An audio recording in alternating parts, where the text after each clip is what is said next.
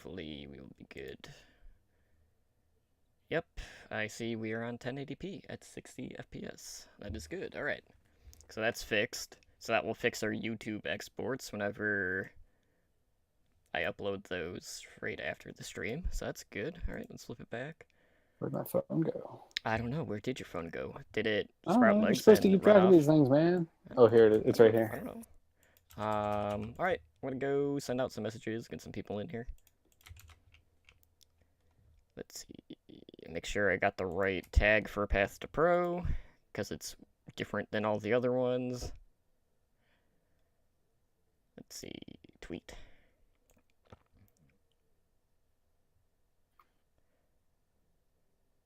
Let's see. Find tweet. Retweet. The never-ending battle of multiple Twitter accounts. Sure.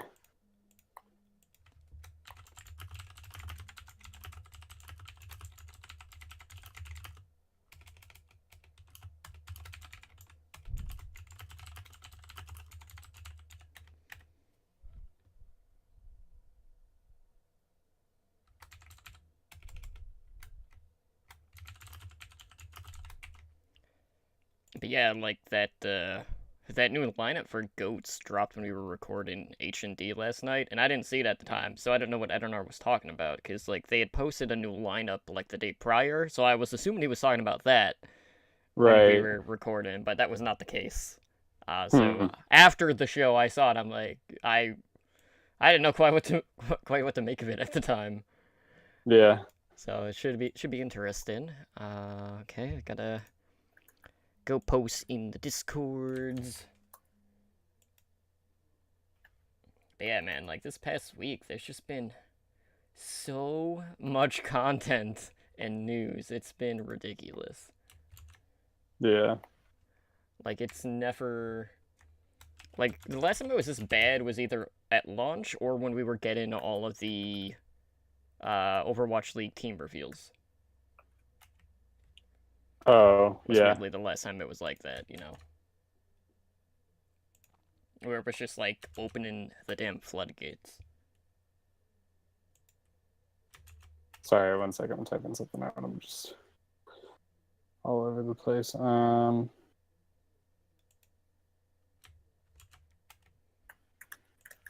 Posting all the places. You get a chance to check out our new YouTube stuff, like the overviews. No, I haven't yet. But I Oh, definitely will this gasp, weekend now that I'm not catching up on games and stuff. gasp. Yeah, I saw you guys talking about it in the Discord though, so I definitely was aware and I want to check it out for sure. yeah. The Horizon one kind of blew up. What'd you say? The Horizon one completely blew up. Oh yeah, yeah, I remember you Like saying that. it literally has more views than everything else we've done combined. Wow. Yeah. So yeah, that's a thing. Yeah. So yeah, we'll see if we can grow on that. Yeah. Yeah, we're gonna do more like 4 minute stuff. So looking forward to doing some more stuff. And I gotta learn more stuff in Vegas Pro so I can start doing some content too. Learn more stuff in what? Well, I mean, I need to learn Vegas Pro so I could start doing video content myself for the channel. Ah, But we're definitely going to keep like a similar format moving forward gotcha. to that Cool. sort of stuff.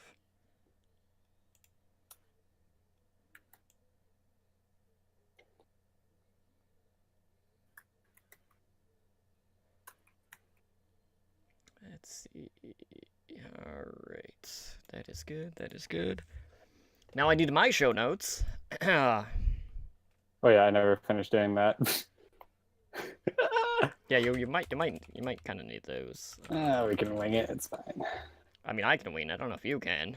Okay, no. Hey, hey. Yeah, you're Because I right. mean, there's a lot of roster updates that you need to read. Okay.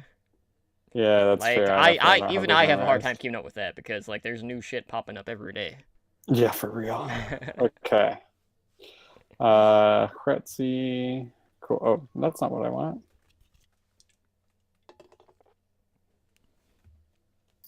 Oh boy. But I should be good whenever you are. You should be what? I'm good. If you are. Okay. Give me just 1 second, and then I will be. Wait for it. Oh, what happened? What the heck? You happened. That's what happened. Oh Picture no! What did you do? Did you break the internet? I think I did. Honestly, it's the only explanation I have.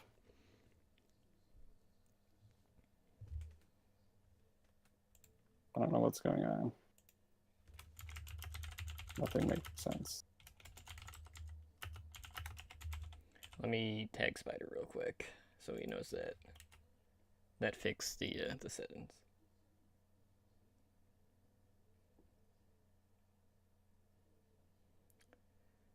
So that's good. All right. I gotta switch back.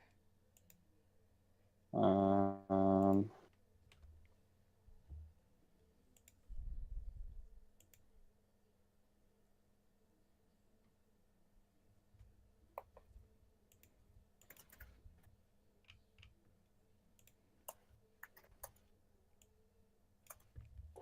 um,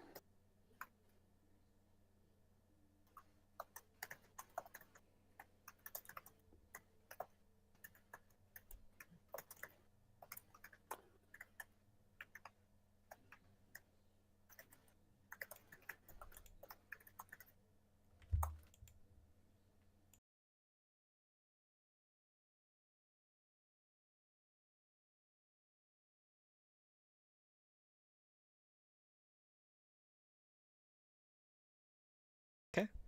Sorry about that. That's not good. I'm good. I mean, makes no difference to me. I mean, it's not gonna make the show run any longer. You know, it's not like we're gonna have like news drop in every No, hour in, and have like 15 news bits.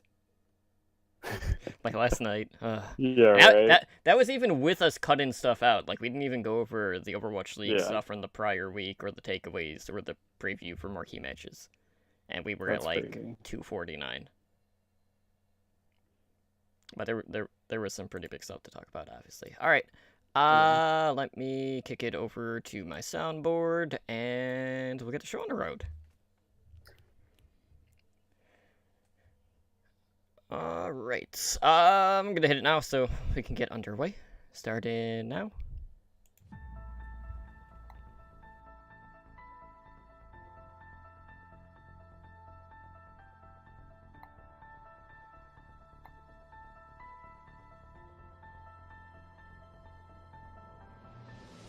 You are listening to Overwatch League Network, The Backcap, the podcast with insight on the Overwatch League's path to pro and contenders analysis. Here are your hosts, Emily Drunk and Ren.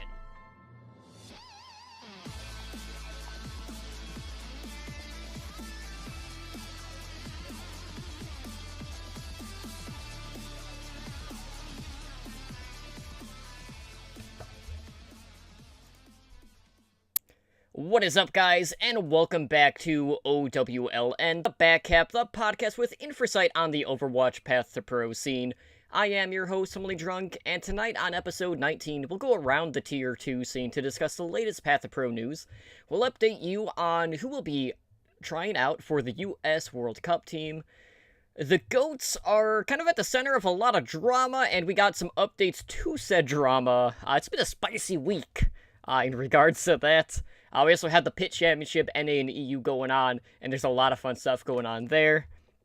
Including, a team that is trying to defend its title that originally weren't attached to the tournament. So a lot of good stuff there. But before we get into the news and introduce you to my co-host, I just want to take a moment to thank everyone who is in out with us here tonight for our live show over on Twitch, and thank all of our repeat listeners. Of course, as always, I have someone here with me tonight to help break everything down. And Ren, it's been arguably probably the craziest news week in regards to Overwatch in general since the game launched.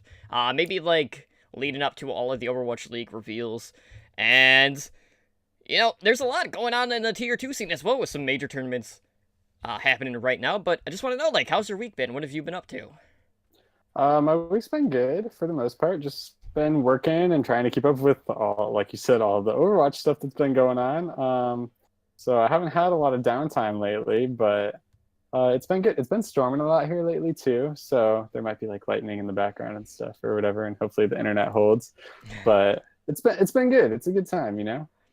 Absolutely. It's been one of those weeks cuz like obviously yesterday we recorded Heroes Never Die. And like a couple of days before I was like working on the show notes and I'm like, okay, yeah, there's quite a bit of stuff for this show. So, yeah, we're definitely going to get to 2 hours and then the developer update came out talking about the new social features. And I'm like, okay, we could manage this and then the PTR updated, and we got the Horizon Lunar Colony changes, and we got the Symmetra rework, and we got other balance changes, and a ton of bug fixes, and we got we got endorsements, and the looking for group tool, and it's just like, whoa, whoa, whoa, slow down. Oh my God, Blizz, stop! Like, it was crazy to the point where we had to, cut some content out from last night's show, because if we didn't, we honestly probably would have went 3.5 hours, and my voice was already shot after going like 249. But all in all, like the only drawback that I really have when they do like a mass info dump like this is that oftentimes when something like this happens, some information can kind of like fall through the cracks. I'd rather have it sprinkled, here and there, rather than just being like, okay, here's all of it, and then we feel so overwhelmed, which is. There's a lot of great stuff, don't get me wrong, but it's also a lot of stuff. And we have seen on the PTR, things go basically from PTR to live that are completely overtuned, and there are some things with the new Symmetra that definitely need to be tweaked, which we're not going to get into, but we talked about some of that stuff on HND. But let's go ahead and jump into the Path to Pro news. We've got a lot going on. So, the second phase of voting for the Overwatch World Cup has been finalized, so we now know who is going to be representing each nation in regards to their national committees. So, in order for, time purposes, I'm not going to go through every single country and list, who's on every committee there. So, I'm not going to list all the GMs, the coaches, the community leads. I thought it was best, kind of like with OWLN. I'm just gonna mention, the people that have been pretty much involved in the Tier 2 scene, as well as currently within the Overwatch League. So for Australia, we have Gunba, who is currently an assistant coach for the LA Valiant.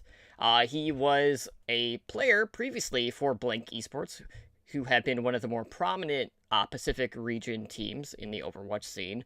And he will be coaching Australia this year.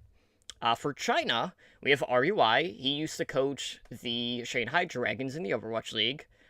Before, he was with Miraculous Youngster. And, we've talked time and time again about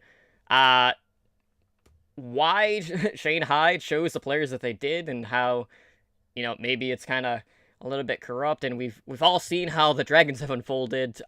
They're 3 losses away from 0-40. So that was the thing. They got close this week. I went to a Mat 5 against Florida Mayhem, but unfortunately, they did not pull it out. But what I will say is, you could definitely tell that word of mouth was getting around because the viewership jumped 20,000 views when Shanghai was going into, at the end of Mat 4 going into Mat 5, because everyone was, on the edge of their seat. They wanted to be there to see history being made in that moment. But alas, it was not the case, and you could hear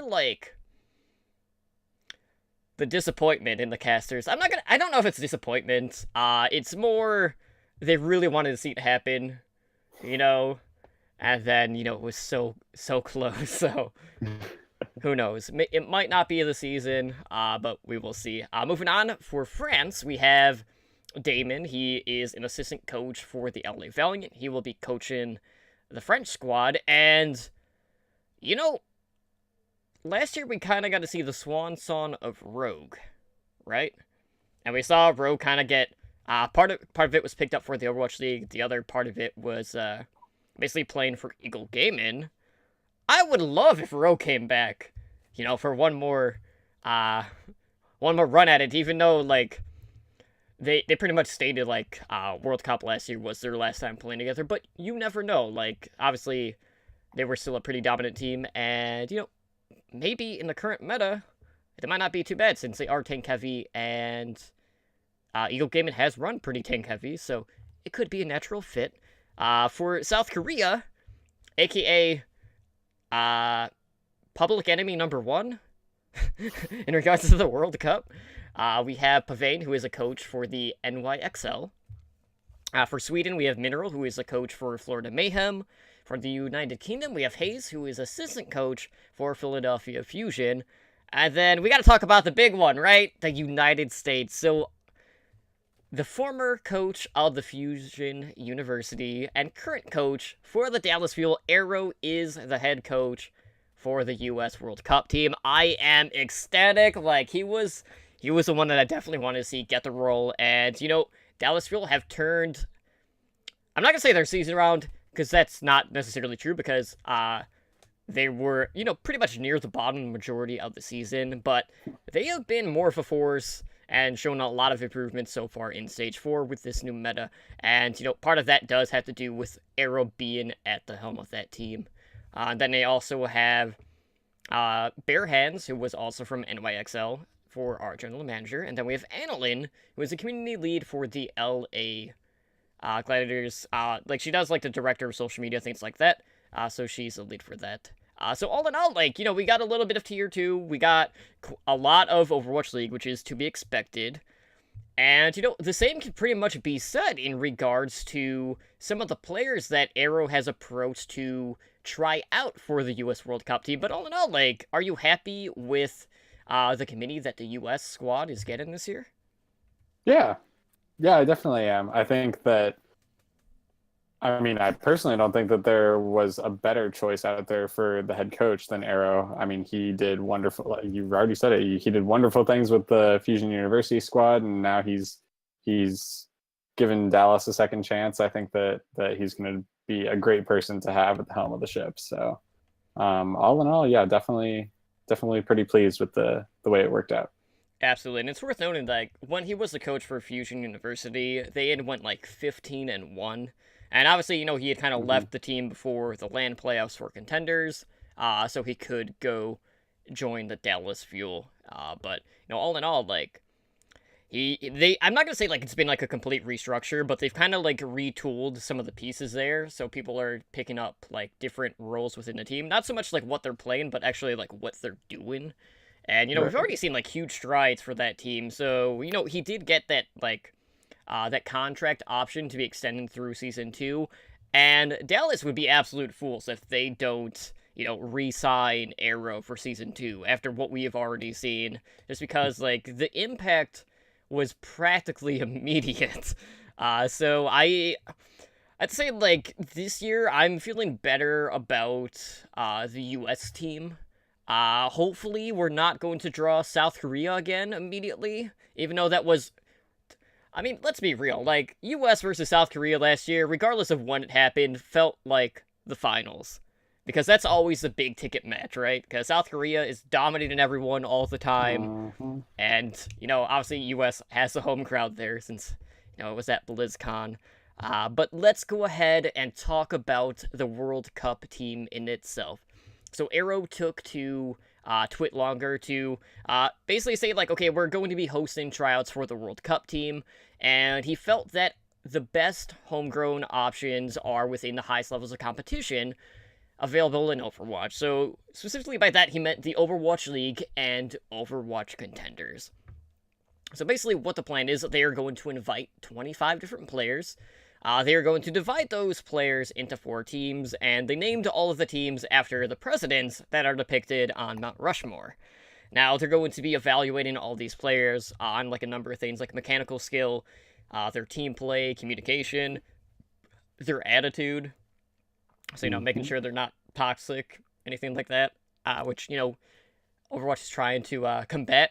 And if you've seen the developer update, we see some pretty nice improvements, or we will be seeing drastic improvements here very shortly. But, after this like initial tweet from Arrow, there were a lot of like naysayers, like kind of like freaking out about like this being a tournament. So Arrow had to like clarify his statement, and he says that, I'll address this before misinformation is spread further. And a lot of this, I don't know if you saw the tweet from Kai Kai, but it basically spawned because of him.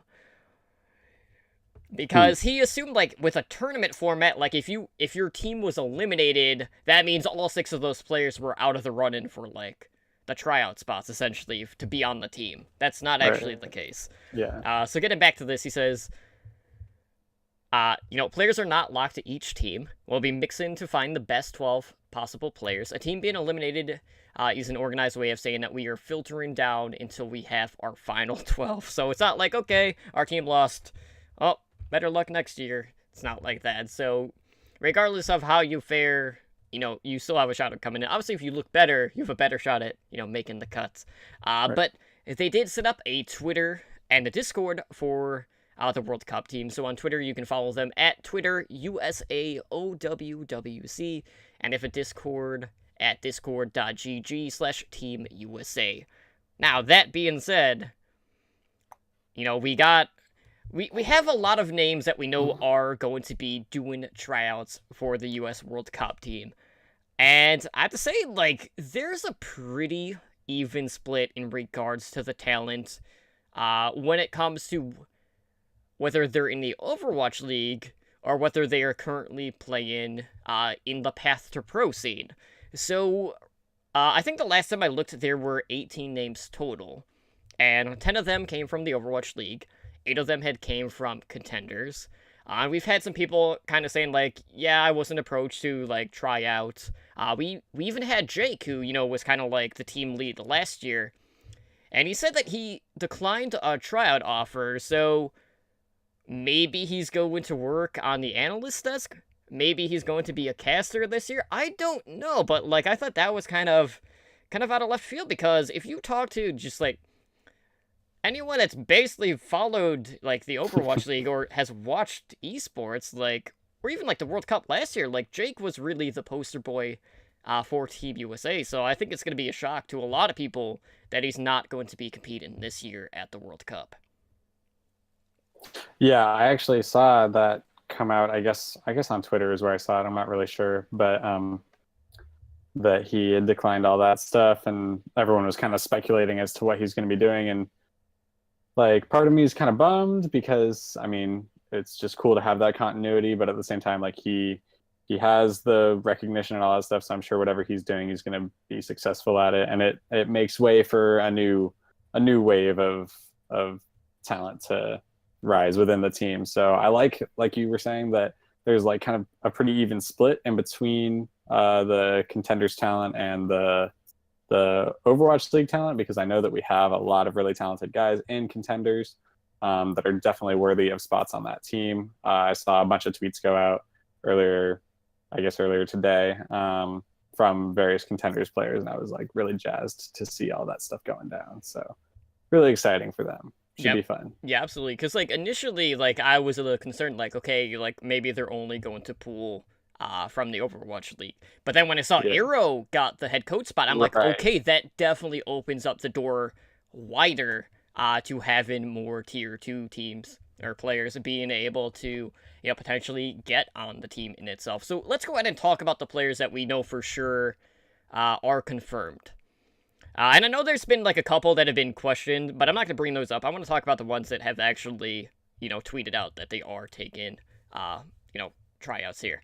So, on Team Theodore, we have, for DPS, we have Dante from the San Francisco Shock, and Zachary, DPS from the Fusion University. So, really no surprise there. I mean, there are 3 FUN players that made the tryouts. For main tank, we have Muma from the Houston Outlaws. And then the support duo, we have Elk for main support, Fusion University, and then Sleepy, flex support, from the San Francisco Shock. So all in all, like, I look at this team, and, really right now they just need an off-tank. And, kind of like looking through the list, there's a pretty noticeable name that isn't anywhere to be seen that could definitely fill that off-tank role and even flex to DPS if need be. And that's Mhm. Seagull. Where is Seagull at? Like, he's not on here. Nobody knows. Like, he to me, like, Seagull has that name recognition, and we've seen how much he's been able to flex. You know, he's been playing a ton of D.Va. We've seen him play a lot of projectile. So, I mean, he's basically he can play almost any role that the team would really need here. But you know, I was just happy to see Elk make the cut. You know, Zachary's had some pretty big performances as well, and I'll hopefully be getting my jersey soon. I think they were mailing it out within the next week or so. So whenever I get it in, I'll definitely wear it for the stream. But on the other teams, I'll just go through all the teams real quick, and then we'll share our thoughts on them. So on Thomas, we have Sinatra DPS from the San Francisco Shock. For off tank, we have Gods from the Gladiators Legion. And then for main support, we have Adam from XL2 Academy. Confirmed for George Gain. I don't know why they named it that. Maybe that's just a meme, but they did hashtag for it. DPS, we have Hydration from the LA Gladiators, and Baby Bay from the San Francisco Shock.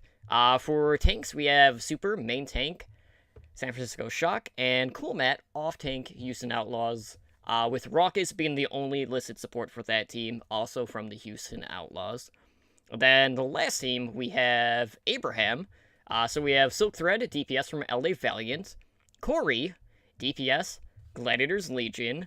Beast Halo, main tank from Fusion University. McRavy, off tank, Envision Esports. And then Goliath, flex support from XL2 Academy. So, you know, all in all, you know, that's a pretty heavy Path to Pro team in itself.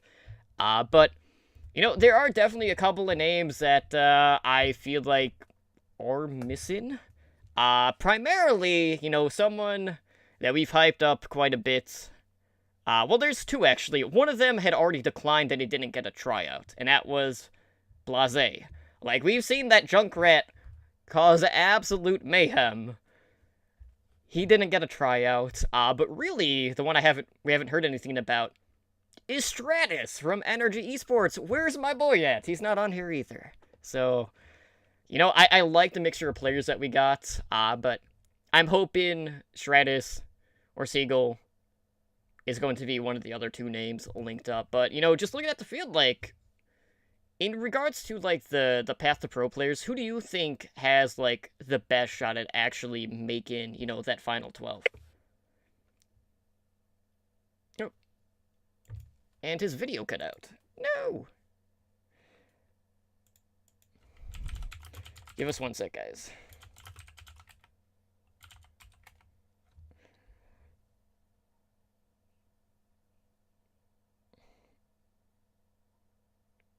Perfect time to happen during the live show.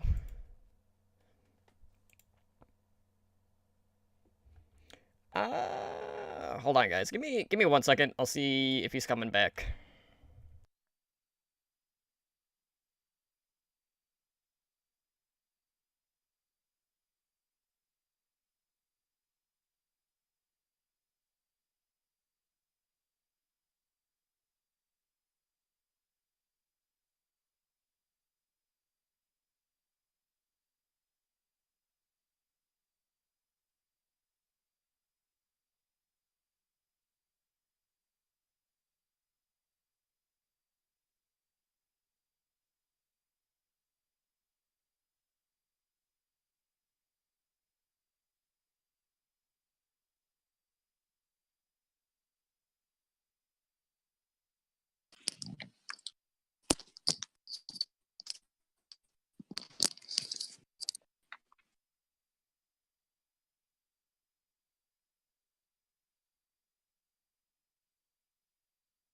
I mean, I can hear you. Your video is still loading now. Okay. Sorry. Okay. Yeah, sorry. There's storming, and the internet is being super weird, so I'm sorry about that.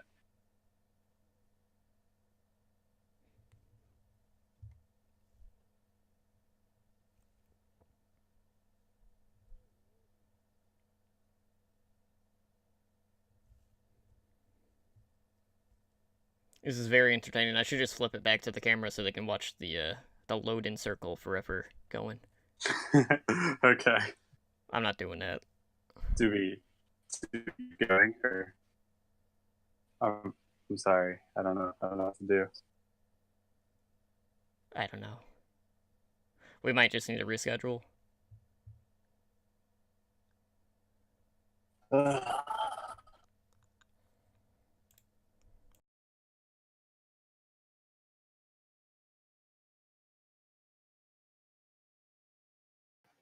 my gosh, I can see you.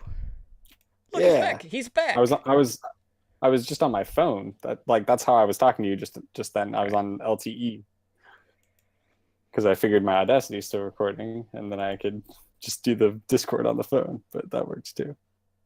So you good? Your Audacity still Yeah, I'm going? good. Oh yeah, my Audacity is still going. All right. So going back to what I was asking, like, okay, so obviously, like, we see a ton of like Path to Pro talent out there. Who do you is the standout player to actually make like that cut down to 12 players out of this crop? Ooh, just from one of the four teams or out of all of them? Out of everyone that we have on here currently. Oh, this is so hard. Okay. I mean, I think a lot of it comes down to those guys from Fusion University, you know? I think let me have a gander here. I think Zachary has a really good chance of making it very far. I would be surprised. Actually, yeah, considering the fact that the final roster is going to be 12 people, there's some extra space for wiggle room there for extra people. I think Zachary could definitely make that easily.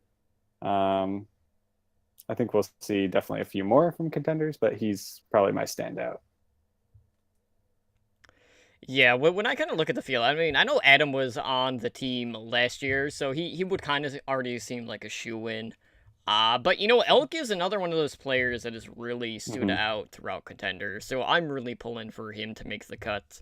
I can't really feel too confident in like McGravy, Corey, and probably Beast Halo too. I feel like we have a lot of good tank options, but it's kind of hard to envision Muma not getting the main tank spot for the team.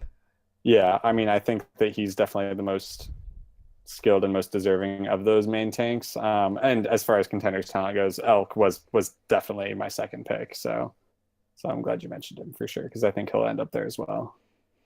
Yep, absolutely. And you know, if we can compare like the U.S. lineup to who could potentially be on the Korean lineup, there's something to note about Korea, right? It's not just that they're really good; it's the fact that regardless of how they go about picking their team, they would legit have like 5 or 6 really like elite contenders at every single position, and that's why I am petrified whenever it comes to like the group draw. Hopefully we don't get the short end of the straw yet again.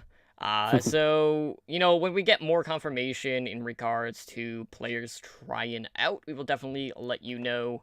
I know like people have been keeping like spreadsheets, so let everyone know and like linking to like their confirmation tweets, things like that. But you know, a lot of good talent here, and you know, obviously the World Cup is a pretty huge deal. We'll be talking about different group stages as well as the main stage stuff when we get there later on in this year. But moving on, we did have a little bit of controversy going on in regards to a certain Path to Pro team out there who has made some pretty big waves here in recent weeks, and that is GOATS. So, GOATS players had been banned for 1 year from contenders, and I'll put an asterisk next to that because there's kind of been an update in regards to this story. But we'll start with like what initially happened. So obviously, like we've seen how big of an issue account boosting has been. It's basically plagued the Overwatch League in some aspects, and it's been happening pretty much across the board in whatever like esports tier. So initially, Gator, Kaluge, and Scott from GOATS had been banned for 1 year from contenders. You know, this is a team that just won Open Division in North America. They also kind of stomped their way through Beat Invitational this last season and shocked the hell out of everyone. Oh yeah. And they completely annihilated Energy Esports. That was the thing that happened. Just when you think Energy was going to come, like, to actually win a tournament and not finish 7th or 8th, Nope. Goats just comes in and cleans house. And, right now they're currently competing in Overwatch Pit Championship NA. So, it's important to note that this ban was only from contenders and didn't affect, like, ranked and third-party tournaments. So, like, Beat Invitational, Pit Championship, the ban wasn't effective for those tournaments. But, like, the main discussion that was being raised in regards to the ban in itself was just the consistency of the player punishments at hand, because kind of comparing what the players from this team got compared to, like, say, the Overwatch League players that got busted. So let's look at OGE. OGE, who is a main tank for Dallas Fuel, was suspended for 4 games for account boosting. And he was really only with the Dallas Fuel for one of those weeks, so that's 2 games. So it really wasn't even a punishment to the fullest extent, even though it wasn't even that severe of a punishment. We had Sato, who is one of the main tanks for Philadelphia Fusion. He had been suspended for 30 games, so he basically had to miss the first 3 stages of the Overwatch League. So if we look at contenders with the current schedule, basically 1 year of contenders is equivalent to being out for 2 seasons. That's a long time, and there's really not, like, a lot of, like, tier 2 tournaments in Overwatch. There's a couple that pop up every year, obviously, like Beat and Pit Championship, but outside of that, there's really not a whole lot of, like, majors. It's mostly minor tournaments, basically, or just, like, the Path to Pro stuff. But, it's worth noting, like, the GOATS players in particular, formerly known as, Fractal Esports, who we've mentioned in the past, this is a group that is known for being extremely toxic. So I don't know if, like, the punishment was kind of looking at, like, their past history or things like that, but when you compare that punishment to what we've already seen at, the Overwatch League, which is Overwatch at the highest level, there was a huge differential between the two, and, like, a lot of people were just like, this is completely unfair. So I want to get your thoughts on this. Do you feel like, at the time, that 1 year, so 2 seasons worth of contenders, was too much, and does that really, like, send the wrong type of signal, knowing that, at the highest level, it can be more of a slap on the wrist, only, having to serve a 2-week suspension rather than having to sit for an entire year? I feel like a year is a long time, honestly. Like, maybe if they want a long punishment, I feel like a long punishment would be like 1 season being banned for 1 season from contenders. So maybe go with something like that. I do think that there's, like, a major disparity. It's not. I think it's fact that there is a major disparity between this punishment and what the Overwatch League players are experiencing.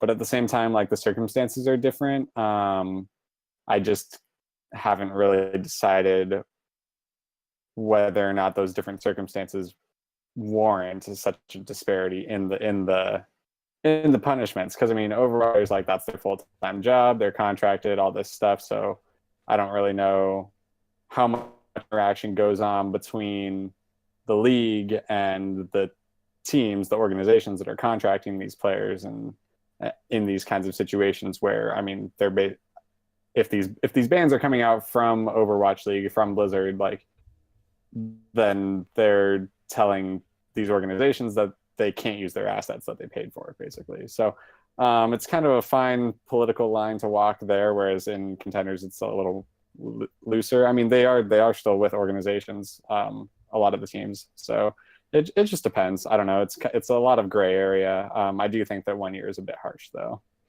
All right, yeah, we'll kind of update you on what is transpired since that initial announcement when we go over the roster updates, because there was some pretty big news in regards to that team in particular. But before we get into that, let's talk about contenders, because we got some Season 2 details finally. So Season 2 is going to be kicking off in July, so we're a month out.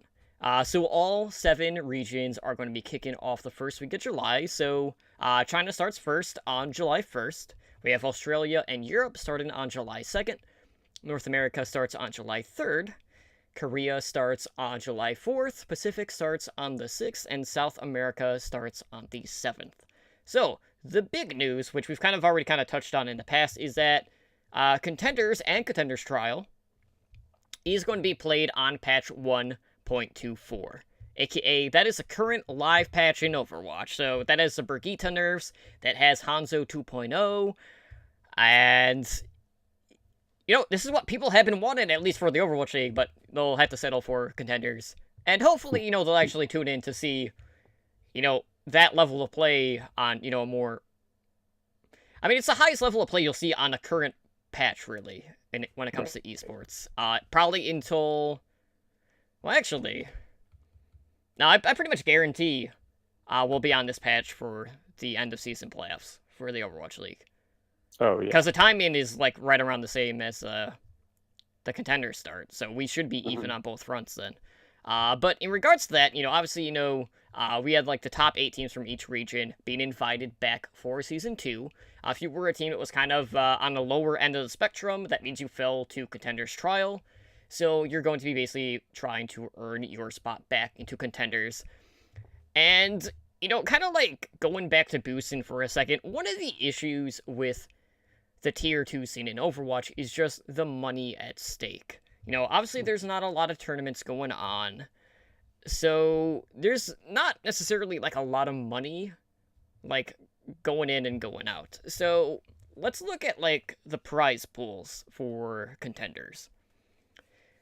So for NA, for EU, for China, for Korea, finishing in first place is $30,000. That's a good amount of money. You get $587 for a win, $330 for a loss.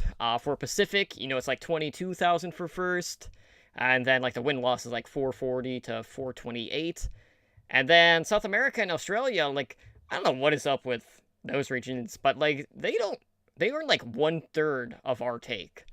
So first place, and that's $7.5 thousand, and a win is $147 with a loss being $83. So we've kind of heard stories in the past. I think it was Bishu that only had $80 in his account,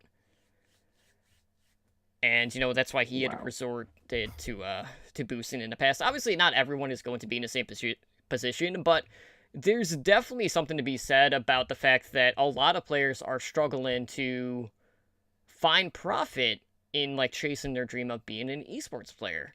And it's not just a combination of how much money is on the line in these tournaments, it's also the lack of tournaments too. So, there's just there's not enough on the line, really. So we need more support in regards to the infrastructure for the Path to Pro scene.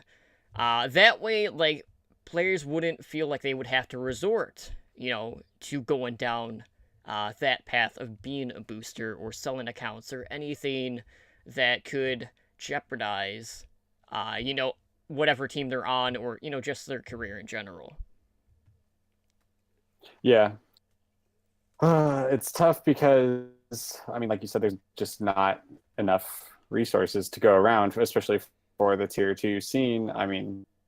It's hard because you want to say, you play in the Tier 2 scene to get recognized and brought up to the big leagues, but it's tough to actually make it when you're still slumming it and have $80 in your account kind of thing. It's tough to make it through that time, but I guess that's the reward at the end of the day when you get brought up to Overwatch League for now. But I definitely think that there needs to be more infrastructure, and as the industry grows, then hopefully people will kind of focus more on the importance of the Tier 2 scene, and bring more resources there.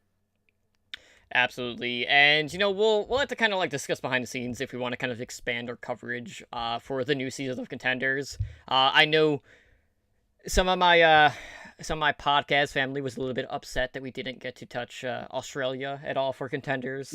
So I might have to throw them a bone in that regard. But definitely, there's going to be a lot going on. We got a lot of good teams in Contenders yet again. And, Trials is going to be kicking off pretty soon as well. So Yeah. definitely stay tuned for more Contenders coverage in the upcoming weeks ahead. But that being said, guys, as I mentioned time and time again, in the Tier 2 Overwatch scene, there's a ton of movement in regards to rosters and teams and like acquisitions of like trial spots. And I know there were a ton of announcements for like new rosters and people acquiring other contenders trials positions. But I feel like in regards to that, like we'll kind of like deep dive more into that once we get closer to contenders when all of the spots basically are situated. So with that being said, Ren, why don't you go ahead and let the people know basically like what movement we saw on the teams themselves in regards to people departing the team or acquisitions being made. Sure thing. In North America, we had a lot of movement from Simplicity. We had and Bosco leave the team as well as JTV. And that's primarily likely because Simplicity disbanded and just Simplicity in the Contenders probably was about. And then we also saw Midnight leave from X Academy. We had Renanthra leave from Toronto Esports. I believe he was the head coach. And then we also saw Vivid added to Toronto Esports to pick up that head coach position from he was coming from O2 Ardeon. I believe it's Crew. Yeah. Left from Eagle Gaming over in the European region, and Casper, Lep, Latrex, and Exorath all left from Northern Lights, but they are still playing in the pit. Yeah, championship. I want to make note of this. Like all of this happened within like a day of one another, so I guarantee you that core got picked up for an expansion team for the Overwatch League. Yeah. It has to be it. What else would it be?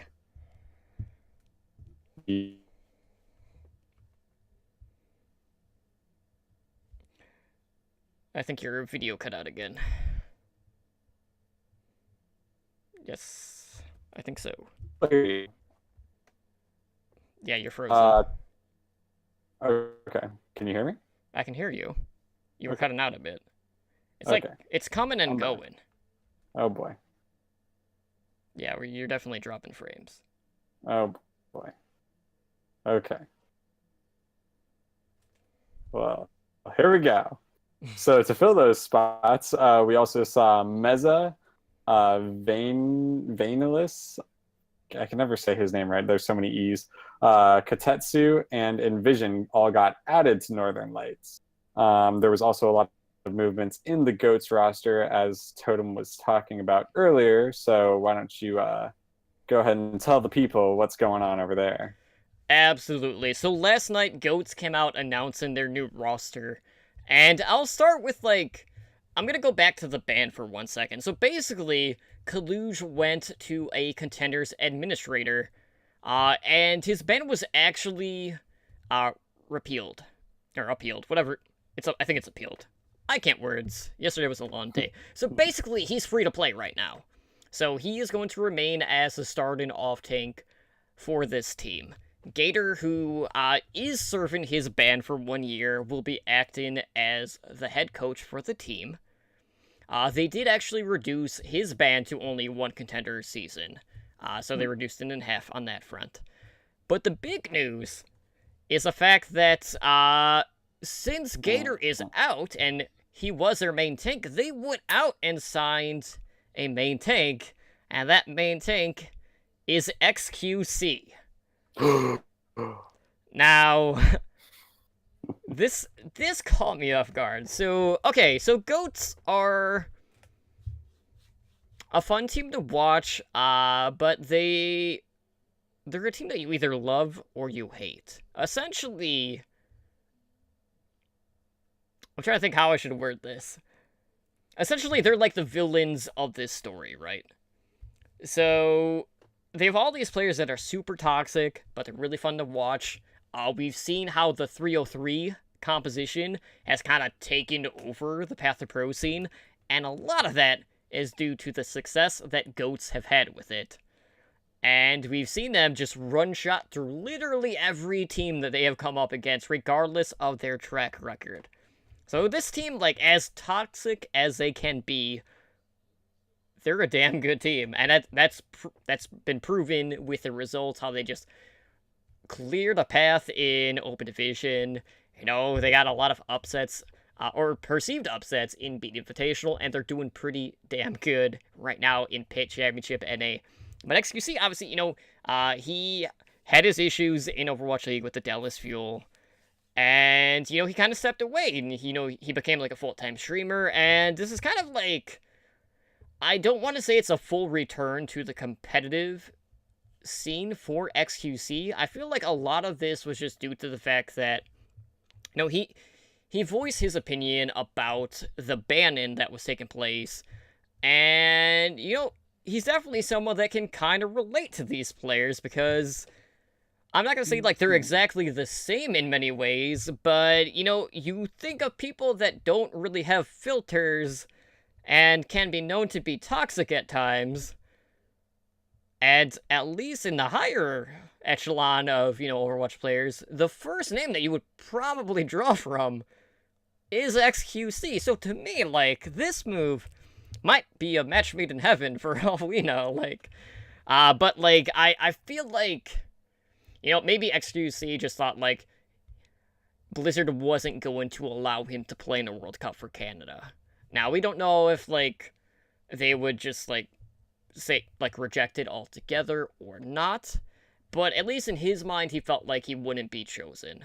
I think they probably would bring XQC back if I'm sharing my honest opinion, but he doesn't feel that way. So to him, like, it's a way of, you know, giving these kids, like, a legit shot when, you know, it seemed like they were kind of having their dream stomped, essentially. You know, ripping their heart out and, like, stomping on the floor like it would have been if it was a one-year ban, because, you know, they would have lost base. It wasn't, like, half of their roster, technically, because they do have a pretty deep roster overall, but it definitely would have hurt them, and, you know, probably caused them to have to sit out for trials and contenders, or just not be able to advance to contenders for that same reason. But, like, XQC being back in competitive Overwatch, definitely a surprise. Like, I was not expecting that, and, you know, to be honest, like, that shock still hasn't worn off. Like, I don't quite know what to make of it, but, like, when Kaluj had announced that his ban was gone at this point, like, he basically put everyone on notice. He's like, he's just saying, like, he's gonna tank with XQC, and they're just going to dominate. So, like, I would say, like, yeah, they're gonna be in trials, and based off of what we've seen, like, I can't imagine them slowing down anytime soon. Yeah. Yeah, no, like you said, this whole all of it was just so shocking. So shocking. The XQC thing, the ban, all of this stuff, especially just because, I mean, it was Gator and Kaluj primarily that got the ban, and they're part of what works so well for that team is their tank line. I mean, they're both very, very good players. It sucks that Gator's ban stuck, I guess, for them. I mean, it sucks for him. I think that people should be punished for their actions, but I mean, like you said, XQC coming in, that was like when. I saw that. We were talking about that in Discord, and when I saw it this morning, I was like, "What?" Yeah, you're what? like, so that's a thing. Yeah, and it just like it definitely hasn't sunk in. I think it's gonna be. I mean, they're definitely still gonna be a force to be reckoned with. I'm wondering if we're going to see any more drama around this team as the season advances. But I guess we'll find that out then. So, okay, here's my thing. This is the biggest takeaway that you can possibly have with this. Obviously, the Tier 2 scene, in regards to the streams themselves over on Twitch, they don't get a lot of love. But I guarantee you, if XQC is playing, that's true. The viewership is going to spike drastically. And, you know, I think XQC said that he was only going to be playing for contenders, so it's going to be temporary. But this is a great chance for contenders to get more eyes set on it, regardless of what anyone's view of in regards to the team or the players on the team. But really, like, I was just disappointed that Goats didn't rename themselves the Scapegoats after the band news had came out, because I thought like that would have been the perfect retribution tale to like rename and just have a meme name in regards to that, since they are pretty big memers overall. Scapegoats. That's good. Yeah. No, and honestly, anything that brings more attention to the contender scene is good in my book. So I like that outlook, and I'm gonna run with it. But to wrap up all of our crazy roster changes, and when I say crazy, I mean crazy, because holy crap, we have just a little bit of movement in the Korean scene. We did have Dismi leave from Meta Athena and go to Team BM Hawk for the Korean Contenders Trials. That's tough to say.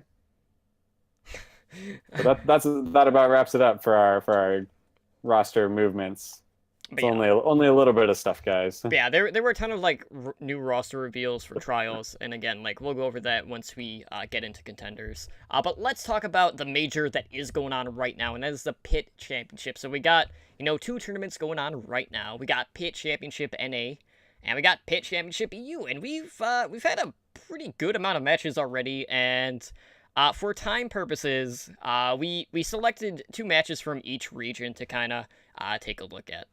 So over in NA, in regards to the results, we saw Envision Esports defeat Karasuno 3-0. We saw Last Night's Leftovers defeat Grizzlies 3-1. Goats defeated Fusion University 3-1. I was so happy that FUN was coming in, and then that happened, and then part of me just felt so deflated. Moving on, though.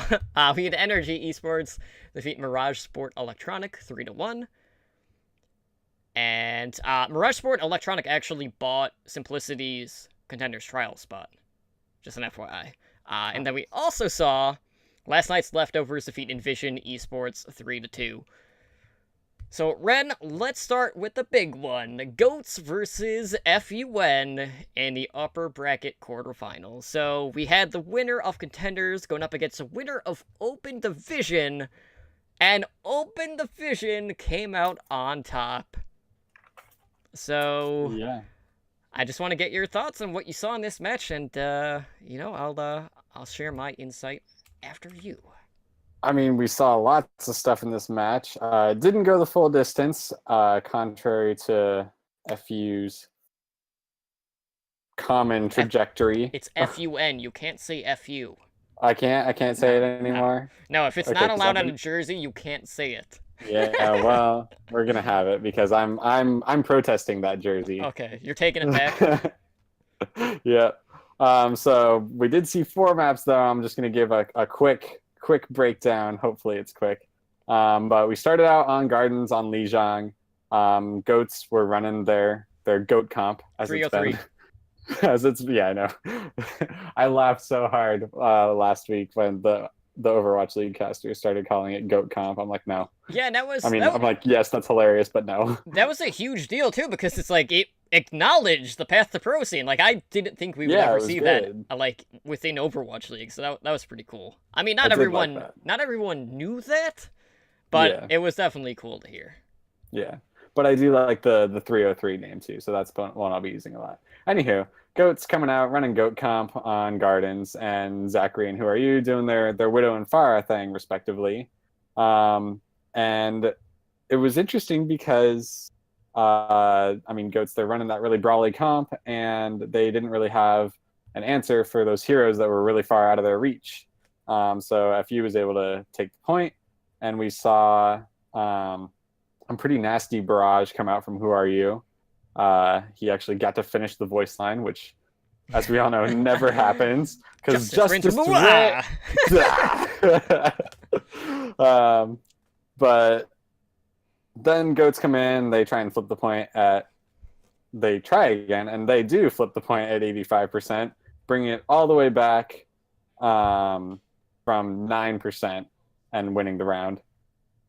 Then we went to City Center, and FU comes out with Junkrat and Pharah, and this is where they really discovered what would start to work against the 303 comp.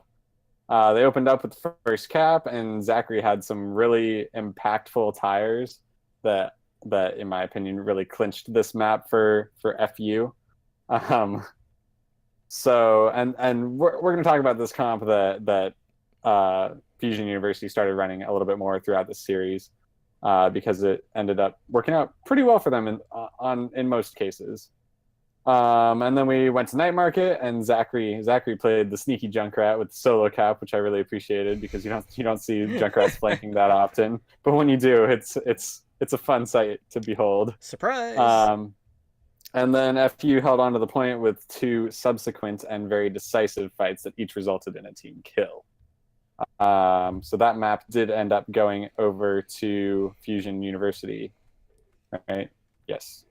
And then we moved on to Numbani, and we saw both teams have really aggressive attack runs. Goats closing out their first attack with 4:05 on the clock, and FU finishing with 4:16 in the time bank. Then Goats came in on their second attack and finished just shy of a point B cap, and FU wasn't able to cover as much distance, and that resulted in Goats' first map win. But those time banks on Numbani are insane. I mean, we see a lot of teams get stalled out right before that point C cap, and both of them just completely rushed through it. I'm gonna barrel right on through, and then we'll come back and talk about all these. Hanamura, here we go. Goats again barrels through, just mows right over Fusion. I keep wanting to say Florida. Fusion University's first defense, and that resulted in them like not even having time to get back to to point B and set up like a proper defense. So Goats came out. They finished that map with 6:37. This series was just a series of huge time banks, right, basically. But again, Fusion answered with full dive on their attack into Goats 303, which surprisingly resulted in a quick point A take, because you think that 303 comp is going to be kind of a counter dive, really concentrated thing, and it just did not do that at all. And then Fusion went to point B, swapped out their DPS for that trusty Junkrat Pharah duo, and took point B with 4 minutes and 37 seconds in the time bank. And again, like a lot of times when we're seeing those the 303 comp come out, a lot of teams have tried to counter that with a Junkrat or a Pharah to get some of that just chunky damage in there. But I mean, the casters were talking about it during pit a little bit, and what you do then is like all you're doing is feeding the Zarya shield, feeding the what's that called, the Moira ult, all that stuff, you know, with that splash damage. But for some reason, when Fusion ran them together, it worked out because they were just chunking down the backline, and it worked out a lot better. But to finish out Hanamura, both teams completed their second round attacks with a good chunk of time to spare. But then in the third round, guys, Fusion got full held, and Goats, with their 2 minute and 35-second time bank in the third round, caps the third they needed to win. We finished the series on Dorado, and we saw some double sniper action come out from both sides. Fusion University kicked it off with their with, I don't even know what I wrote here, with the comp choice on their initial defense. I don't know what that was, but whatever. Later on, they went to point C, and they switched to that counter comp that I was talking about earlier, the Junkrat and Pharah. But the Goats were able to complete the map with 1 minute and 37 seconds to spare.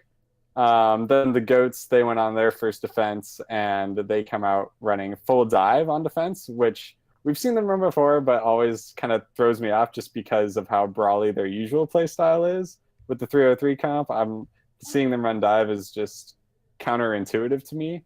But they didn't stick with it long, and they switched over for a double sniper comp to defend point B. So then after Fusion completed their attack as well, the second attack,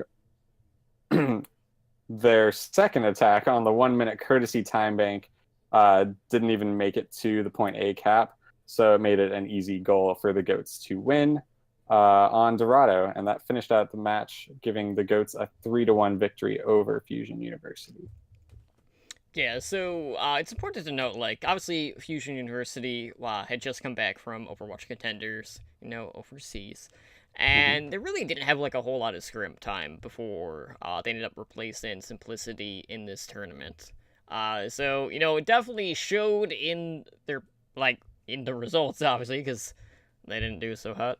They did great in some aspects, but they definitely came up short in regards to a lot of expectations, because a lot of people were assuming that going deep into the bracket, we would have Envision versus Fusion University, and we're not going to get that. So basically, Goats with this 303 comp, they are known for being hyper aggro. So it's very, like, to do a little bit of a throwback here, it's shades of Selfless Game, because they were kind of known for this too. Being, like, that aggressive and spawn camping, essentially, which we got to see quite a bit. Some other notes, like Tensa, who is one of their support players, he's actually still using a controller when he's playing Mercy. I think he is the only pro player that uses a controller. I didn't even know that was allowed. PC. Yeah, it is. I mean, like, if you... In any other situation, everyone would kind of look at you crazy and be like, yeah, you're at a disadvantage. He's playing Mercy. I mean... but, like... so he has two controller schemes, right? So he has his controller, and then when he's on literally any other hero, he does, like, a hybrid control scheme where...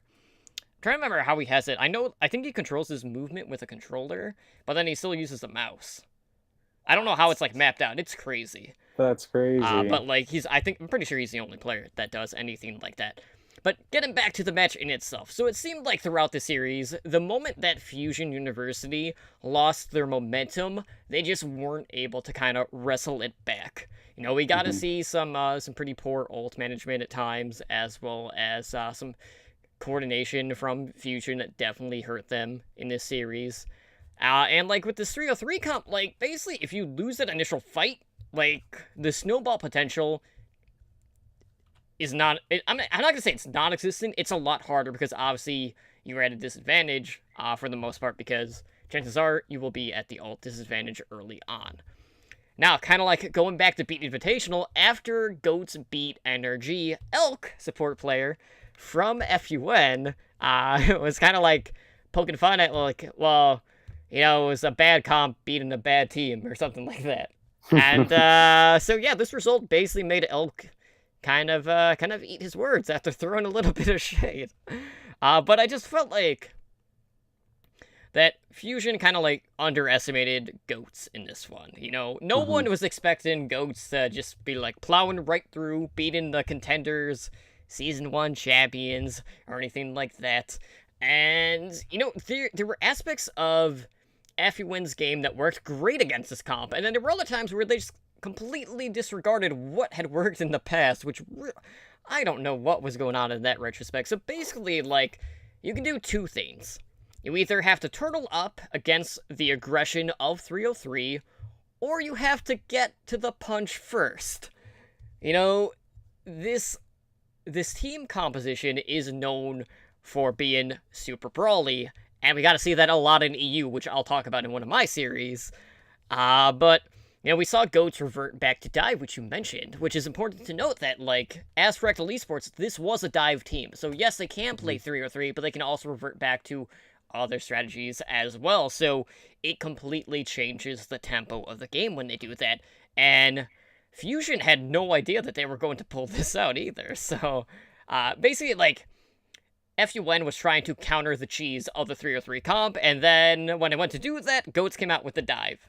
And then they just stomped him, so... other than that, Numbani was pretty much a headache for Fusion. They had a couple of C9s in that map. They got really close to getting a couple of full holds before it kind of, like, all came crumbling down, so... all in all, like, I felt like it was more Fusion underperforming than it was Goats being that dominant. But like, regardless, like it's a very good sign for Goats, and it speaks a lot about that team and just how good they are. And then it makes you feel more confident in this team that they're just going to have no issues going through contender trials. And who knows, like they might actually win contenders too. And on top of bringing in all the viewership if XQC does in fact start all in all. But that was not the only series where we got to see 303. We saw it a lot across both regions, and you can think Goats or not think them, depending on how we look at it, if you don't like mirror matches. But the other match I want to talk about is Envision Esports versus last night's Leftover. So this was the upper bracket semifinals for NA. So we opened up on Ilios, and Envision was running that pulled pork combination with double sniper over on Ruins. LNL went with the 303. They ended up getting the first capture, and we saw Envision tanks basically fall to Enlayer's Brigitte. They ended up flipping the point after Buds hit a pretty nice Dragon Strike on a Hanzo, and Enlayer opted to switch over to the Widowmaker at that point to combat the double sniper here. So LNL, kicked up the aggression. They took the first round. It was like 100-43. Round 2 opened up on Lighthouse. Both teams opted to run the Pharah. The difference being LNL ran triple DPS. So they had the Pharah as well as Genji and Tracer. So LNL basically surrounded Envision on, different approaches. And, they just cleaned up quick. They got that initial capture. And it basically forced Envision to make a lot of changes to something that was more mobile, because the comp that they were running was more stationary. And it was just a clean 100-0 in round 2, so LNL took game 1, 2 rounds to 0. So then we went over to everyone's favorite German map. I mean, it's the only one. I don't know why I said that. Eichenwalde! So LNL was on the attack first, and Buds Hanzo, got first blood. Buds really, throughout this entire series, I don't know what this kid eats for breakfast, but, he was popping off non-stop in this series. So it basically opens up by sniping Enlayer, which basically forced an early resurrect from LNL. So they ended up putting all this pressure on Buds. They basically get the kill, they cleaned up the point, they secure A with over 4.5 minutes left on the clock. And then Crimzo ends up falling early to Ducat's Primal Rage, and then we see Sugar Free come in on the Pharah, get a triple kill with the Barrage. And, later he kind of got, he had a swap off, he went over to the Genji. He was able to get a 3k with this Dragon Blade that he got first. He also got the DMAC on McGravy. And then, to deal with this, Red Start ended up switching to Brigitte to kind of deal with this dive that was coming out. So next, basically, launches a self-destruct over the top, gets Fire, who was on a Mercy at this time. But McGravy on the Zarya had some issues. Yes, he was landing Gravitons, but there wasn't really any follow-through, which definitely sucks. So LNL basically fails to complete the map.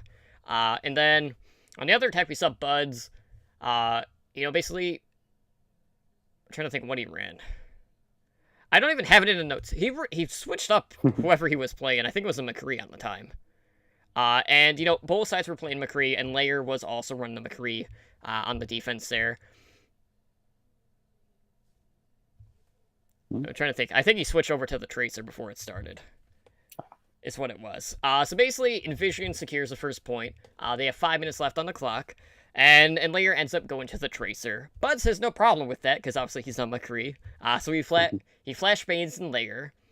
And we see LNL kind of get that redemption kill, but Envision still wins the fight. Red Start goes for Barrage, but ends up being too close to Decod. So he basically kills both of them in the process, so it's kind of a wash there. And Envision just cruised straight through the street phase in this one to get that second objective. And then Buds comes in, shuts down Sugar Free, who pulls out the blade with a concussion mine on the Junkrat.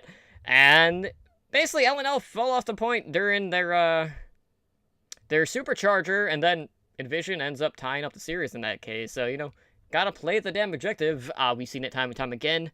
But at least this time, it wasn't Dorado. So That's something different, at least. So, map 3, we were on Temple of Anubis.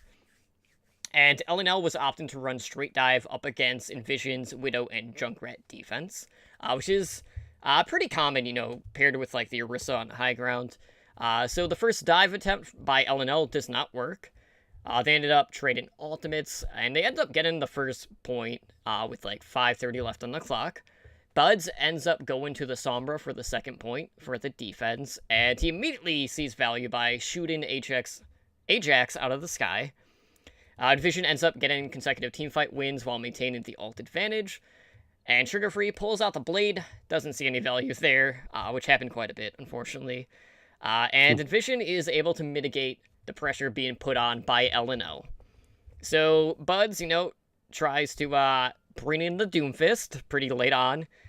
He hits a knockout punch over on Sugar Free, feels bad, man. And overtime runs out with LNL capturing about like 56% on the second point. So basically, on the other attack, iShiny comes in, goes on a warpath, basically lays waste in regards to everyone in front of him on the Winston. Gets some pretty big changes, and Envision captures the first point, and they have like 6:40 left on the clock to get the second point. So the dive comes in, and, Envision are trying to go for the snowball. They snag a couple of kills, and then the self-destruct keeps LNL off the point. So Envision ended up taking that one. So it's 2-1 at this point, going to Route 66, where we see double sniper coming out from both. So Dogman gets an early pick, forces out the Resurrect, because he basically domes Crimzo, who's the more bloodthirsty Zenyatta of the two, which is worth noting. And this is where Facility came in, right? Facility comes in on, I think it was on the Widow in this one, or maybe it was a Hanzo. I'm trying to remember. These two, they both play both snipers. I think he was Hanzo in this case. I think you're right. So Facility was on the Hanzo, Buds was on the Widowmaker, and I don't know what else to say. Like, it was headshot after headshot on both fronts. So Sugar Free and Dogman look to expand, showing off their own lethality of their own to secure the first objective. LNL end up going to a dive comp to try to stop the double sniper after they got stalled on some consecutive fights, and are able to win the next fight. And Buds ends up switching off of the Widowmaker to go to Brigitte to deal with the dive. So Sugar Free comes in to Dragon Blade open things up, but Crimzo has his Transcendence to keep Envision in the fight. So LNL ends up turning the tide after using Primal Rage and a Pulse Bomb. They secured that second point, but it wasn't until they were in overtime. So Facility drops Sugar Free when he goes to Blade again. That happened a lot. Sugar Free, just could not get value with the Genji in this series. But luckily, the COD is there to win the battle on the front line, so definitely turn the tide on that front. Envision were able to hold on as overtime expired just before the third objective. So iShiny again continues to kind of come through in the clutch over on the Winston. Buds was on Pharah for this point. He ends up getting a 3k with the Barrage as Envision gets the first point. So Dogman, throughout the series got quite a few opening picks. That kind of continued here for LNL. And it was Facility who opened things up for Envision, ended up sniping both the Hanzo and a Widowmaker for LNL. And, they end up trading some kills, but LNL gets the better of the exchange as Fire gets a little bit of... he gets caught out, basically, because he gets stuck with a Pulse Bomb. And they're able to fend off Envision in overtime to force the tiebreaker, which again is on Lejeune Tower. So we opened up on Gardens. We saw 303 going up against Triple DPS. Triple DPS being run by LNL. And Buds basically goes for a shield bash on the Brigitte, goes too far, falls off the map. That was the thing that happened. And because of that, LNL gets the first capture. That is a feels bad man moment for sure. So he goes out of spawn, right? Gets immediately sniped. So not a good start for Buds in this one. Really the only time we really saw him get the better of him throughout this series. We saw a late Graviton Surge coming out, finds 2 kills for Envision, and they were able to flip the point at 67%. LNL aren't able to flip it back until 99%, and, they kind of like go back and forth, and Layer ends up splitting Envision with a Dragon Strike, and Envision take round 1 100 to 99, so pretty close round. We then moved on to Control Center, where Dakad goes for a very aggressive charge, gets caught out, gets dropped early. Envision are able to get the initial cap at that point, and Layer brings it back, gets a double kill at 31%. And Buds basically goes for a high ground Deadeye on the McCree, but, Dogman catches him out, snipes him with the alternate fire on the Zenyatta. And LNL flip the point back at 99%. And, Sugar Free finally comes in a clutch here. He finds Crimzo with a Riptire, and LNL take it again, 100 to 99. So, next one, we see Buds open things up. He snipes Trek out of the sky. LNL is able to take control of the point after they drop both Envision tanks. And McGravy, he goes for the whole hog. He finds both supports from LNL. But LNL actually still end up coming out ahead in this fight. I don't know how that happens after you lose both supports. You never see that. But Envision basically win the next team fight at this point. They flip the point back. But LNL had reached 99%. So we see the Widowmakers exchange a lot of kills. Ajax gets a little bit of redemption here because he basically pistols down Buds on the Mercy. So Battle Mercy right into Widowmaker's face. That is always comical to watch. And then LNL get the Graviton up to bring Envision off the point, and then take round 3, and with that, the series 3-2. So, whew. It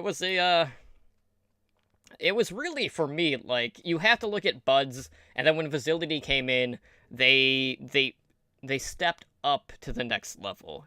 Buds does a lot by himself, but then when he's paired with Facility, like, I really don't see like that good of a 1-2 combo in most cases when it comes to the tier 2 scene. Yeah. No, I totally agree. And that was my big takeaway for the match too, that I was going to talk about, is just Buds. I mean, and like you said, I mean, whatever this kid eats for breakfast, I need some. We need to market Buds cereal. Whatever it is, it's going to taste great. It's going to make you awesome at Overwatch because this kid is off the chain. I mean, he had just tons of great moments. It didn't matter what hero he switched to, and that was what made it for me. I mean, whether he was on the Widow or the McCree, or I mean, he spent time on Brigitte too, right? Like it was just all over the place, and it worked out well. And then, yeah, like you said, Facility came in, and they just, I don't know if it's a communication thing where they just get each other, but they mesh and it works and they get stuff done. So, oh boy. But but I mean, it's just crazy to watch. That's all there is to it. So that's what happened, guys. Alright, so let's head over to Pit Championship EU. So, in regards to the games that we've seen so far, and there's a lot going on. We saw Northern Lights defeat Samsung Morningstar's Blue 3-0. We saw Eagle Gaming defeat Cord Narwhals 3-0. Snakes defeated CIS Hope 3-2. What? We'll get more on that. I have something to share later. More on that. We had Team Singularity defeat Burb Boys 3-2. And then in the lower bracket, we saw Cord Narwhals defeat Samsung Morningstar's Blue 3-2. CS Hope defeated Burb Boys 3-0. And then going back to the upper bracket, for the semifinals, we saw Eagle Gaming defeat Northern Lights 3-0. And then Snakes defeated Team Singularity 3-1. And then we also saw Team Singularity, this is back in the lower bracket, defeat Cord Narwhals 3-0, and CIS Hope defeated Northern Lights 3-0. So, the two matches that we picked were Snakes versus CIS Hope. That was in the upper bracket, as was their other pick, which was Team Singularity versus Burp Boys. So, Ren, Snakes were going up against CIS Hope, which is a team that you and I are both big fans of, that we are pulling for in Contenders EU. Obviously, that didn't happen in regards to how we expected it to. even though like we knew like EU was just such a toss up at this point. But Oh yeah. for those that are wondering, Snakes is essentially the X Mosaic lineup. So keep that in mind, and also note that this was the first match that wasn't a sweep for EU. So there's also that note. Mhm. But what did you see in this one in regards to the actual match itself? So first of all, I would like to point out that it didn't occur to me until today, and I have no idea if this is intentional, but we were debating about their name last week, and it's Six Snakes, like it's the number six snakes, you Right. know. We call them snakes, but there's six of them. There's six people on an Overwatch team. I don't know if they have any subs on their team, quite frankly, but there's six. So I just thought that was interesting. Also, they beat CIS Hope, and that's in, interesting. I guess is the word. Didn't see it coming. I don't think anyone saw that coming. No. However, CIS Hope did win their matches in the lower bracket, so they do have a chance to come back in the upcoming matches this week. So we'll see how that goes.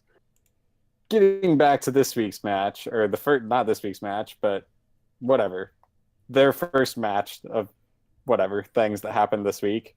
We had CIS Hope. Sorry, it's words, and words are good and hard and things. So here we go. The match started out again, just like the last match I talked about, on Lijiang Tower. We started on Gardens, and they came out with mirror comps, both with dive tanks and a Pharaoh Widow combo, going for that long range poke war kind of thing going on. So CIS comes out with first cap and followed up by a very effective Primal Rage from Sharik to hold on to the point in the next team fight. He was popping off, going nuts, booping people all over the place. So that was good. And then Snakes was finally able to flip the point when CIS had gotten it to 95%, but then they get flipped back into CIS's possession when Snakes hits around like 84%. And then CIS eventually takes the win on Gardens. So then they go to Night Market, and we saw a pretty even fight, a fair bit of which actually took place out in the courtyard further away from the point, which actually let Nesh backcap sneakily for Snakes twice. So Twice. so would you On say he was being a snake? he was being a snake. He was being a sneaky snake, some might say. Yeah. um, Unfortunately for Snakes, CIS was still able to clinch the map in the end, despite his ninja flying on the Pharah. Then we went over to Numbani, and we saw Snakes attack first, and they pulled out an Orisa on point A attack, which left me scratching my head a little bit because we don't see that very often, but it worked out for them. So, you know, I mean, whatever floats your boat, I guess. CIS Hope went for that really aggressive defense right after the point A cap, which we've seen a couple of times here and there recently, where the Snakes came in, they capped point A, but then CIS comes in and defends like without the payload even moving, basically. So it's not a tactic that we see often, just because it allows, if you lose that defense with any quickness at all, then it just allows the attacking team to roll through the point or roll through to point B, which is basically what happened. But they did it. They were able. CIS was able to shave off a good bit of time there, so it still accomplished its objective, anyways. But then Asking started popping off on the Hanzo, and they did get that point B cap, but didn't quite complete the map. That ended up not mattering because CIS didn't even cap point A. So Snakes ended up taking Nimbani with that. Then on Hanamura, we saw Unfixed bring the Mei on defense, and it seemed to work out pretty well because they pushed Snakes into overtime on their attack on point A.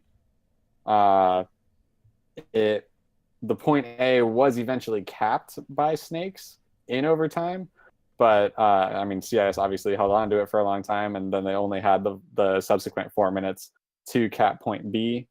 And Snakes had some trouble getting into point B, but once they finally had their double snipers set up on the high ground, they were able to really make short work of CIS's defense. They were just popping them out left and right as CIS was coming out of their spawn on point B. So that pretty much wrapped up that map pretty easily. And then we went to Dorado, and we saw that double sniper come out from Snakes to meet the Widow Brigitte from CIS. And we got to see some fun Widow duels between Nesh and Kenzie. And CIS Hope's push actually did end up getting cut short, just shy of capping point B, which made Snake's goal that much easier, basically. And after seeing them bring out the Orisa Hog on Snake's attack, alongside that double sniper that has been pretty effective for them up until this point, they easily took Dorado. We wrapped up the match with Ilios, and let's see, what do I have here? Oh, yes, Kenzie, his widow, is monstrous on Ruins. That's all. That's the only important thing from that match. Except that CIS lost it, so. Yeah. Sometimes but that pretty much wraps up the series. Sometimes Widow just isn't enough. Yeah. I'll be honest, I didn't really write down a whole lot of this just because my other one had a ton of stuff, and I was trying to wrap my head around the 4D chess mind games of 303 versus 303. But really, like, I'm going to talk about Numbani real quick and note that CS Hope was only 0.4% away from getting the first point on Numbani before Snakes ended up clutching it out to get the hold. So that's, I mean, you can practically not get it any closer than that without capping it. So we don't really see that close of a percentage overall. So yeah, hopefully CS Hope will get past Singularity yet again.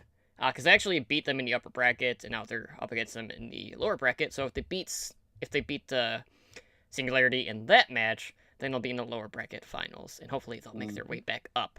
But in regards to my match, I am not going to go over every map, because basically I have some takeaways, and I can tell you literally how every map played out without even going over the maps. So we did play on Ilios, Eichenwalde, Temple of Anubis, Route 66, and Lashan Tower. So basically, you had... Okay, this is the whole storyline of this entire game, and you could watch it. It was a good match, but very similar storyline throughout each match. So we had Team Singularity. They come out 303. We had Bird Boys come out every match 303, okay? So we got goats versus goats. The entire series, no swaps being made. So here's the story, right? You land the first punch, you win the fight.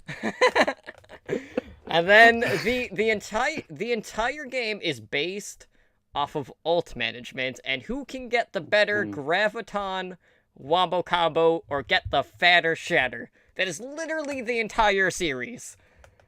That's what it came down to.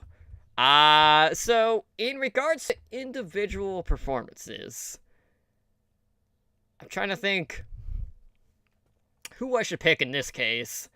Well, for one, Nerfed. We'll say, you know, he was playing a lot of Reinhardt. He was by far getting the fatter shatters of the two main tanks.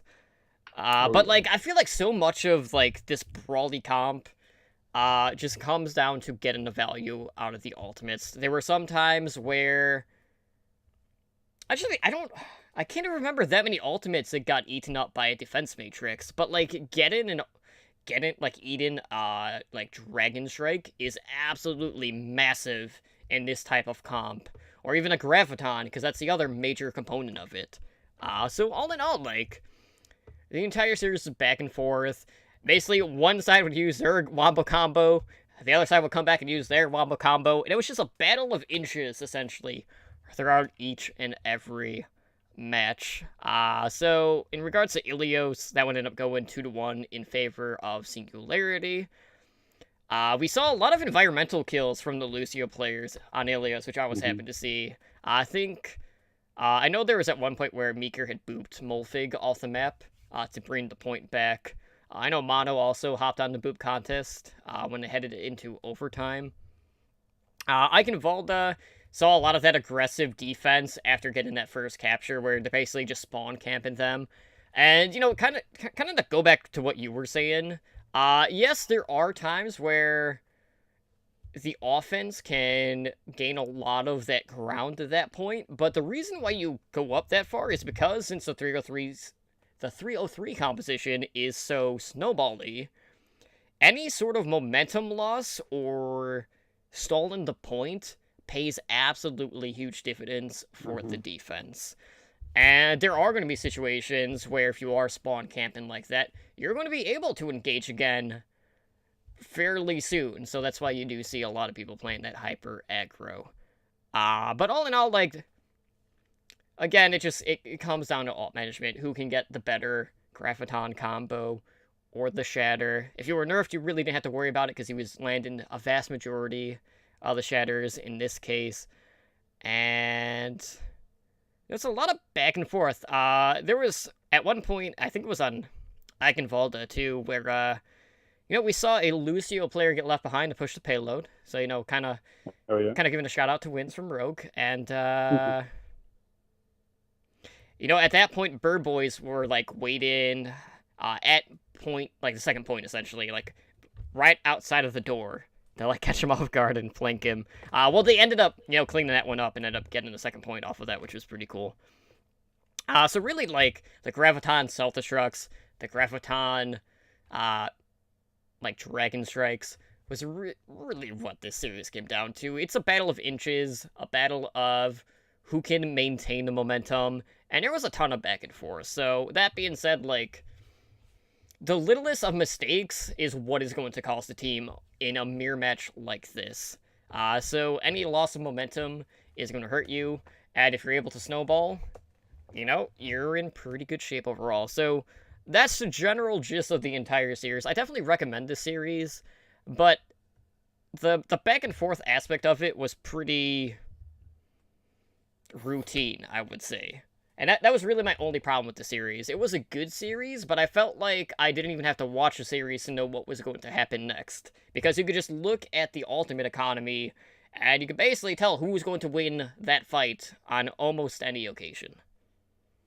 Yeah, that actually reminds me of kind of something that I was talking about, I think a couple of weeks ago on the show, is when we started seeing more Zarya play, that tank play in general, brawly play, relies a lot on those ultimates, relies a lot on those wombo combos kind of deal, and it sets a very rhythmic pace for the game where you're waiting and not doing much and just kind of doing economy pushes and trying to get your ults build up, and then you go in and go all in when you have those ults build up. But I mean, I felt the same way about the series basically. My only note for Ilios was Battle of the Rhines.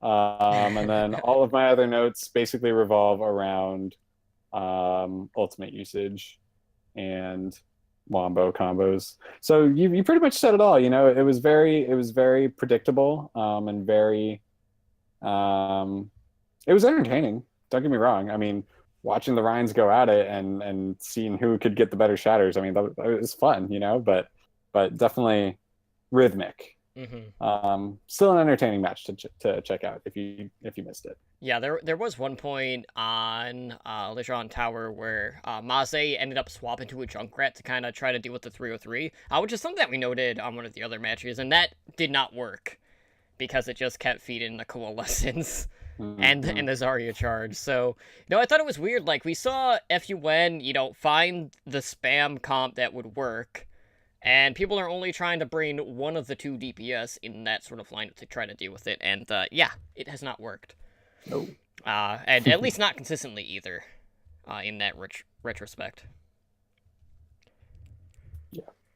All right. Well, I know we're running pretty long at this point, so let's go ahead and close things out as I am burning up in here. So if you would like to help out the show, guys, one of the best ways to do that, one of the easiest ways to do that, is to go leave us a review over on iTunes. So just search Overwatch League Network. You can review either this show or our flagship show, which is Overwatch League Network. So any sort of feedback is greatly appreciated. That will offer us insight on how we can make for a better show for you guys. We do have our podcast directory, Overwatch Recall, which is a collection of Overwatch, Overwatch League, Path to Pro podcasts. That's on our website, owlnshow.com/OWRecall. Then every Sunday, I tweet out episodic listings of all of the Overwatch content out there, so be sure to follow that over on Twitter at OWRecall. Podcast coming pretty soon.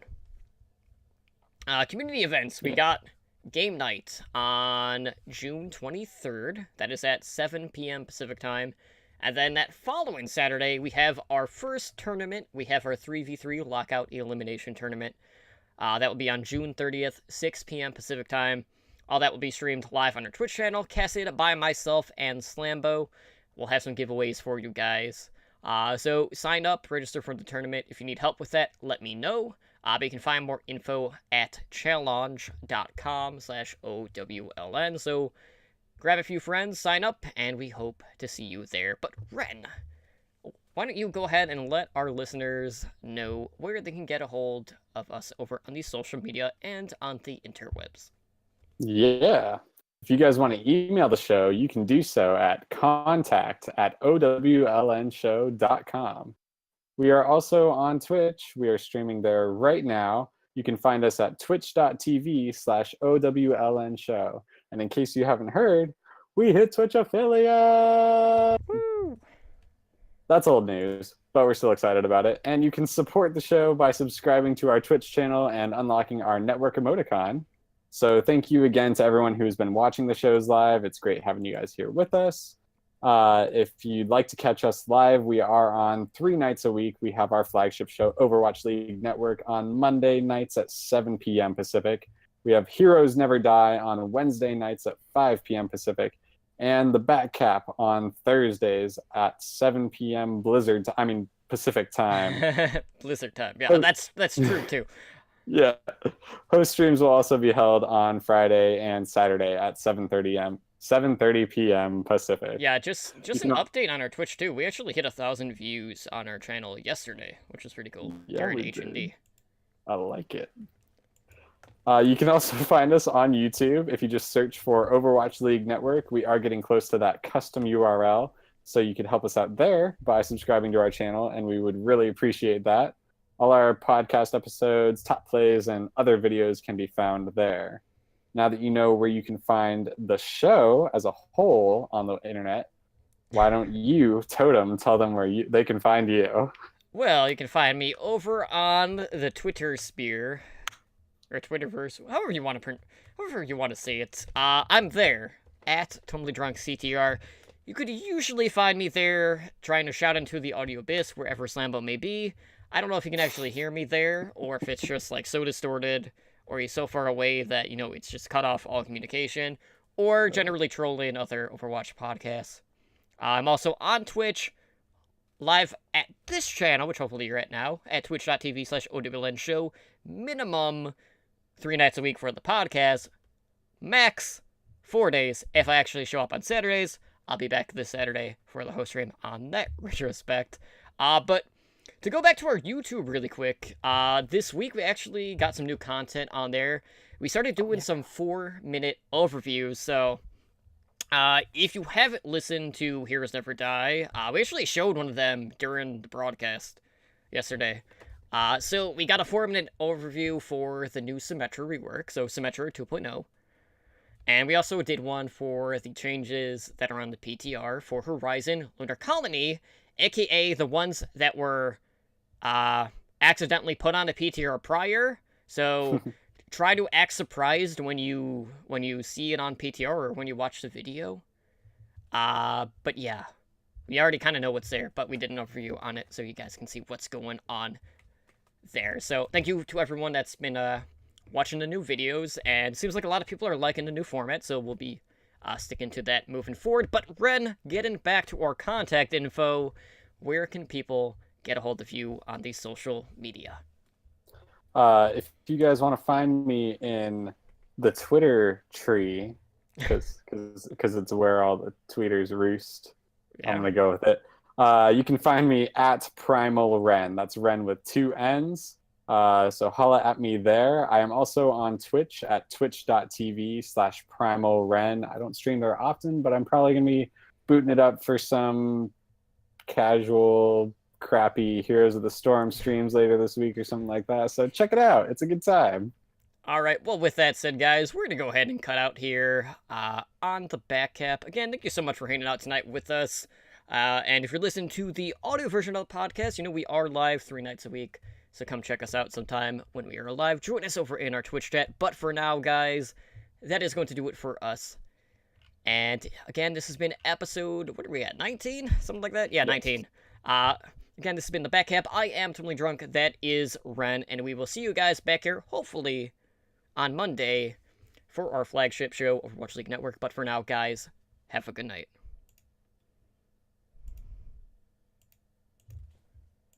Thank you for listening to Overwatch League Network, the Backcap. Be sure to follow us on Twitter at OWLN Show.